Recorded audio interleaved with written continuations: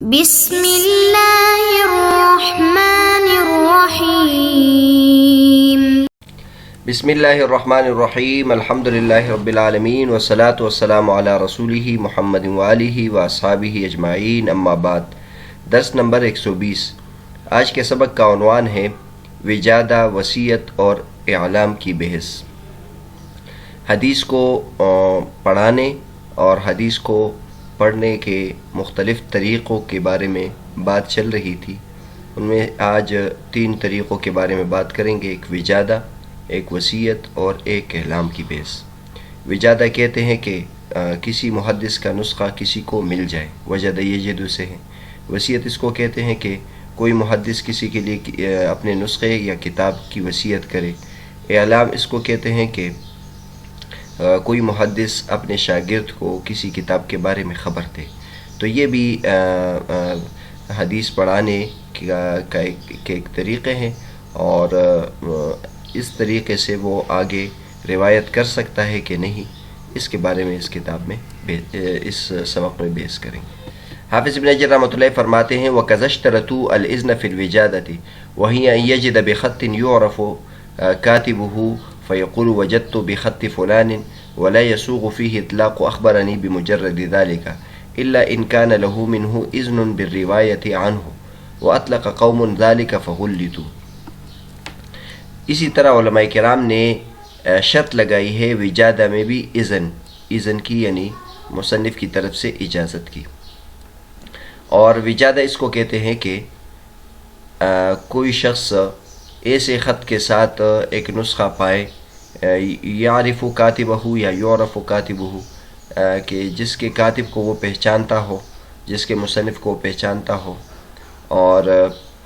یا جس کا کاتب معروف ہو۔ فیقول، پھر یہ جو راوی ہے وہ اس طریقے سے اس کو روایت کرے، وجدت بخط فلان،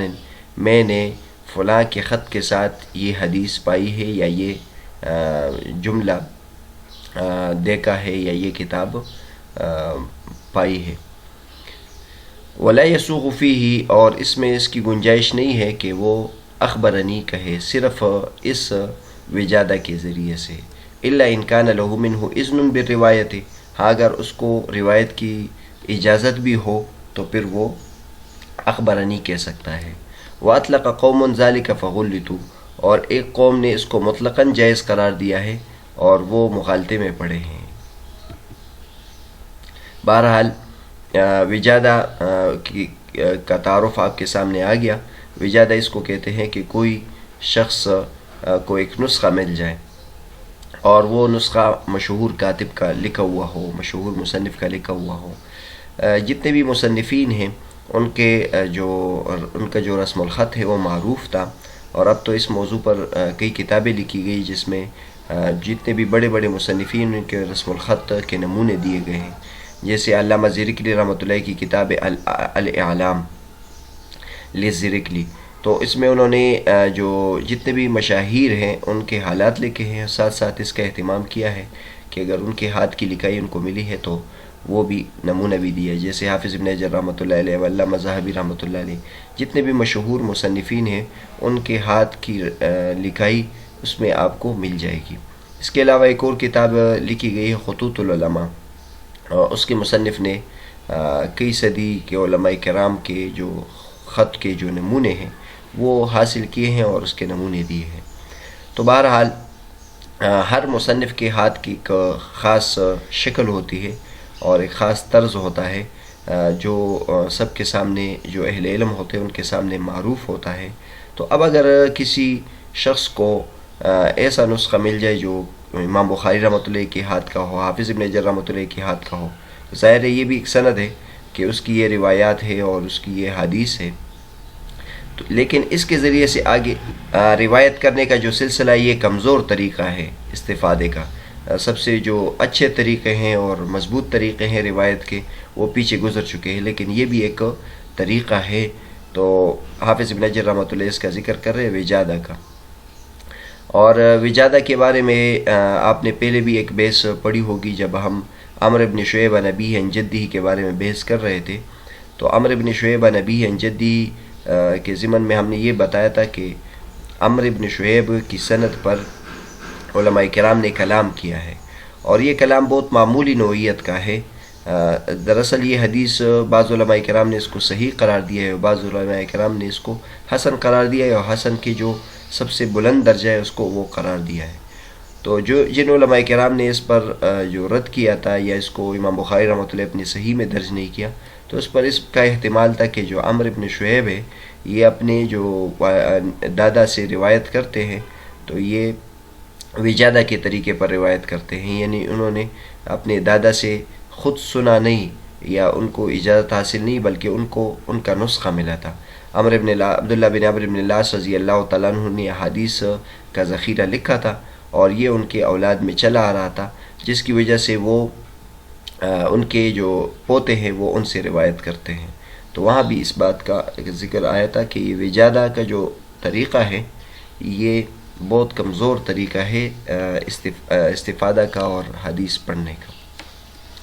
بہرحال حافظ ابن حجر رحمۃ اللہ فرماتے کہ یہ طریقہ بھی درست ہے جب وہ اس کی لکھائی میں ہے اور اس کا معروف خط ہے اور پہچانا جاتا ہے، یقینی طور پر یہ اس کی لکھائی ہے، تو اس کے لیے اس کو آگے بیان کرنا جائز ہے، لیکن وہ اس طریقے سے روایت کرے گا، وجدت بخط فلان، یا اس قسم کے اور الفاظ نیچے لکھ کے قال فلان فی کتاب کذا، یا قال فلان، جس طرح ہم حوالہ دیتے ہیں فلاں آدمی نے اپنے کتاب میں یہ لکھا تھا، اور اس طرح آج کل کے جو حاشیے میں ہم حوالہ جات دیتے ہیں، اس طریقے پر آپ حوالہ دے سکتے ہیں، لیکن اخبرنی کے طریقے پر اس کو روایت کر سکتے ہیں کہ نہیں، تو یہ جائز نہیں ہے۔ ہاں اگر اس کو روایت کی بھی اجازت ہو اور پھر اس کو اس کا نسخہ بھی مل جائے تو پھر اس کی اجازت ہے۔ بعض علماء کرام نے اس کو مطلقاً جائز قرار دیا ہے، تو حافظ ابن حجر رحمۃ اللہ فرماتے ہیں کہ یہ درست نہیں ہے، یہ مغالطے میں پڑے۔ دوسری قسم آج کے سبق میں وصیت بالکتاب ہے۔ وَكَذَا الْوَصِيَّةُ بِالْكِتَابِ وَهُوَ أَنْ يُوصِيَ عِنْدَ مَوْتِهِ أَوْ سَفَرِهِ لِشَخْصٍ مُعَيَّنٍ بِأَصْلِهِ أَوْ بِأُصُولِهِ، فَقَدْ قَالَ قَوْمٌ مِّنَ الْأَئِمَّةِ الْمُتَقَدِّمِينَ يَجُوزُ لَهُ أَنْ يَرْوِيَ تِلْكَ الْأُصُولَ عَنْهُ بِمُجَرَّدِ هَذِهِ الْوَصِيَّةِ، وَأَبَى ذَلِكَ الْجَمْهُورُ إِلَّا إِنْ كَانَ لَهُ مِنْهُ إِجَازَةٌ۔ وصیت کتاب کی وصیت کرنے کی بھی یہی حکم ہے، اور اس کا طریقہ یہ ہے کہ اپنے موت کے وقت یا سفر کے وقت وہ وصیت کرے کسی معین شخص کے لیے اپنے اصل نسخے کی یا اپنے اصول نسخے کتابوں کی، تو آیا اس شخص کو اس کی اجازت ہوگی اور وہ اس کو آگے روایت کر سکتا ہے کہ نہیں؟ تو فرماتے ہیں فقد قال قوم من الائمۃ المتقدمین، متقدمین ائمہ میں سے ایک جماعت یہ کہتی ہے کہ اس کے لیے جائز ہے کہ وہ ان اصول کو ان کی طرف سے صرف اس وصیت کی بنیاد پر روایت کرے، لیکن جمہور علماء کرام نے اس کا انکار کیا ہے۔ وَأَبَى ذَلِكَ الْجَمْهُورُ إِلَّا إِنْ كَانَ لَهُ مِنْهُ إِجَازَةٌ، ہاں مگر ان کی طرف سے اجازت ہو۔ تو بہرحال جب کوئی محدث ہوتا ہے، اس کے پاس اس کے اصول اور ان کی کتابیں ہوتی ہے اور معتمد نسخے ہوتے ہیں، تو موت کے وقت وہ کسی کے لیے وصیت کرتا ہے، یا سفر کے وقت لمبے سفر پر جا رہا ہے تو وہ وصیت کر دیتا ہے کہ یہ کتابیں اپنے پاس رکھے اور یہ میری کتابیں ہیں، تو آیا اس کو اجازت حاصل ہو جائے کہ نہیں؟ تو بعض علماء کرام نے اس کو اجازت پر محمول کیا ہے، لیکن جمہور علماء کرام کہتے ہیں کہ نہیں، یہ اجازت پر محمول نہیں ہے، صرف حفاظت کے لیے اس کو دیا ہے۔ البتہ ان کتابوں کی طرف نسبت کر کے تو بیان کر سکتے ہیں کہ اس کتاب میں یہ بات ہے، اس کتاب میں یہ بات ہے، لیکن اب اخبرنی کے طور پر اس کو روایت کر سکتا ہے کہ نہیں؟ تو جمہور علماء کرام کہتے ہیں کہ اس کو روایت نہیں کر سکتے ہیں۔ ہاں اگر اس کو اجازت بھی حاصل ہو کہ یہ میری کتاب ہے اور تم کو میری طرف سے اجازت بھی ہے، تو پھر تو یہ بہت اعلیٰ اجازت ہوگی، کیونکہ ساتھ یہ مناولہ کے طرز پر ہوگی جو پیچھے جس کا گزر چکا ہے۔ آج کے سبق میں جو تیسری قسم ہے الاعلام، اس کے بارے میں بتاتے ہیں۔ وَكَذَا اشْتَرَطُوا الْإِذْنَ بِالرِّوَایَةِ فِي الْإِعْلَامِ وَهُوَ أَنْ يُعْلِمَ الشَّيْخُ أَحَدَ الطَّلَبَةِ بِأَنِّي أَرْوِي الْكِتَابَ الْفُلَانِيَّ عَنْ فُلَانٍ۔ اسی طرح علماء کرام نے اجازت کی شرط لگائی ہے، روایت کی اجازت کی شرط لگائی ہے اعلام میں بھی، اور اعلام اس کو کہتے ہیں کہ شیخ اپنے طلباء میں سے کسی کو بتائے کہ میں فلاں کتاب کو فلاں سے روایت کرتا ہوں، تو اعلام اس کو کہتے ہیں۔ تعریف آپ کے سامنے آ گئی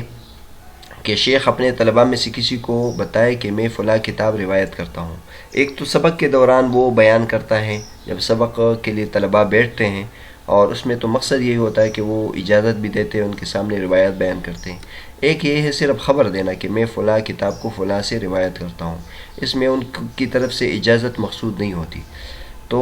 آیا اب اس عنوان سے وہ آگے بیان کر سکتا ہے کہ نہیں؟ تو ظاہر ہے اگر وہ اس کو ظاہر کرے تو اس کو تو روایت کر سکتا ہے۔ مثلا وہ یہ کہے کہ مجھے فلاں نے خبر دی کہ یہ ان کی روایت میں ہے اور اس میں یہ حدیث تھی۔ اس طریقے سے اگر وہ صراحتاً روایت کرے تو اس کی کوئی تو گنجائش ہے، لیکن آیا وہ اخبرنی کے ذریعے سے روایت کر سکتا ہے اور عن کے ذریعے سے اس کو روایت کر سکتا ہے کہ نہیں؟ تو علماء کرام نے فرمایا کہ اس کے لیے اس کی اذن کی شرط ہے کہ اس کی طرف سے اس کی اجازت بھی ہو۔ مثلا وہ شیخ اس کو کہے کہ یہ میری کتاب ہے اور میری طرف سے آپ کو اجازت ہے، تو اب اعلام میں بھی آگے وہ روایت کر سکتا ہے۔ اوپر حافظ ابن حجر رحمۃ اللہ علیہ نے اس میں کوئی اختلاف ذکر نہیں کیا اعلام کے بارے میں، لیجیے نور الدین عطر صاحب کا حاشیہ آپ اگر دیکھ لیں تو اس میں انہوں نے کچھ اختلاف ذکر کیا ہے۔ وہ فرماتے ہیں وَذَهَبَ كَثِيرٌ مِّنَ الْمُحَدِّثِينَ وَالْفُقَهَاءِ وَالْأُصُولِيِّينَ إِلَى جَوَازِ الرِّوَايَةِ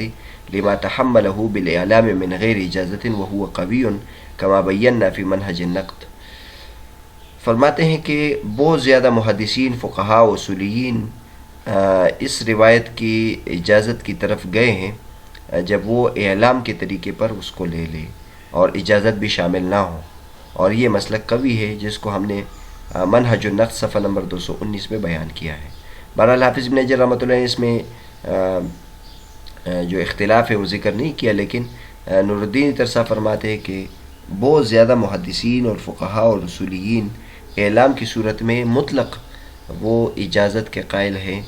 جواز کے قائل ہے، اور اجازت کے بغیر، یعنی اس کو اجازت نہ بھی ہو تو اعلام کے ذریعے سے وہ آگے روایت کر سکتا ہے، اور اس کی تفصیل اگر دیکھنی ہو تو منہج النقد میں دیکھیں۔ یہی بات شیخ ابراہیم اللاہم نے بھی اپنے شرح میں لکھی ہے۔ وہ کہتے ہیں کہ وَلَمْ يَذْكُرْ ابن حجر هنا خلافا عن أحد مع أن القول بجواز الرواية بمجرد الإعلام منقول عن طائفة من المتقدمين۔ صرف اعلام کے ذریعے سے روایت کی جواز کی طرف کا جو قول ہے یہ کئی ائمہ متقدمین سے منقول ہے، جیسے امام زہری رحمۃ اللہ علیہ، ابن جریج رحمۃ اللہ علیہ، اور متاخرین میں سے بھی ایک جماعت سے منقول ہے جیسے رام ہرمزی رحمۃ اللہ علیہ، قاضی ایاز رحمۃ اللہ علیہ، اور یہ کہتے ہیں کہ اس کو اخبرنا یا حدثنا کے ذریعے سے روایت کر سکتے ہیں، اور انہوں نے علت یہ بیان کی ہے کہ محدث کا اس کو یہ بتانا کہ یہ میری حدیث ہے، یہ اس طرح ہے جیسے کہ وہ اس کو روایت کی اجازت دے رہا ہے۔ بہرحال آج